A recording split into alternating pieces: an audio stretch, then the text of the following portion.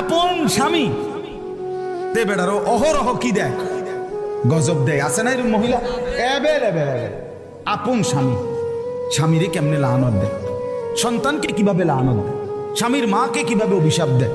তোমার শাশুড়ি হতে পারে অপছন্দ হয়েছে কোনো আচরণ, তাই বলে তোমার স্বামী সেই শাশুড়ি তোমারে না, শাশুড়ি তোমার স্বামীর তো মা, ঠিক কিনা বলেন না কেন? বেচারার জান্নাত তো তার মায়ের পায়ের নিচে। তুমি যে তারে সরাইয়া লাইলা, তুমি যে তারে আলগা করে লাইলা, এই বেচারা এই ছেলেটাকে, তোমার স্বামীটাকে তো তুমি চিরতরে জাহান্নামের দিকে টুকাই দিলা। তোমার একটু সুখের লাগিয়া তুমি স্বামী বেচারারে শেষ করে দিলা, ওই ছেলেটার জীবন শেষ করে দিলা।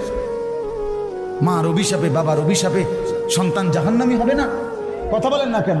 তখন জাহান্নাম থেকে বাঁচাবে স্ত্রী। তো মার অভিশাপ যখন পড়বে তো স্ত্রী বাঁচাই দিবে না? বাবার অভিশাপ যখন পড়বে তো স্ত্রী বাঁচাই দিবে না? খেয়াল করে ছেলেরা বাবার বলেন, হ্যাঁ স্ত্রীকে স্ত্রীর হক দেন, স্ত্রীকে স্ত্রীর প্রাপ্য দেন, স্ত্রীর উপরে জুলুম করবেন না। স্ত্রী জীবনের সঙ্গী, ভালোবাসার সঙ্গী, দয়া মায়ার সঙ্গী। স্ত্রী সে আপন, সে কলিজার টুকরাই, সে ভালোবাসার প্রিয়জন, সব ঠিক আছে, সব ঠিক আছে। স্ত্রীকে সর্বোচ্চ ভালোবাসা এটা কোনো গুনাহ না, কারণ এটা হালাল। কথা বলেন না কেন? কিন্তু তাই বলে মার উপরে জুলুম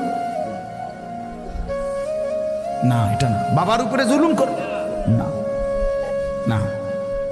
স্ত্রীর হক স্ত্রীকে, মার হক মাকে। আহা কত পরিমাণ আজকে সন্তান 6 মাস লাগে না, মা বাপ থেকে সন্তান স্ত্রীর প্ররোচনায় আলাদা আলাদা আলাদা। মা বোঝেন তো, সে তো আগে পড়ালেখা করছে, কাম কাজ শিখছে না, রাইতারে না, এত বড় সংসার। বোঝেন তো মা, আমি আপনাকে ওদিকে খেয়াল রাখবো মা। হ্যাঁ নিক গাই শহরে, কি সুন্দর আলা, কি সিহন কথা কইলেন আপনি। আপনি শুধু ভাত খান, আপনার মা চিরা খাইয়া বড় হয়েছে। আপনি কার কলিজার মধ্যে দাগ দিয়ে গেলেন, আপনি খবর নাই না? সুখ ঠিক আছে, দুনিয়া আর কি, আখেরাত। অতএব কথা শেষ।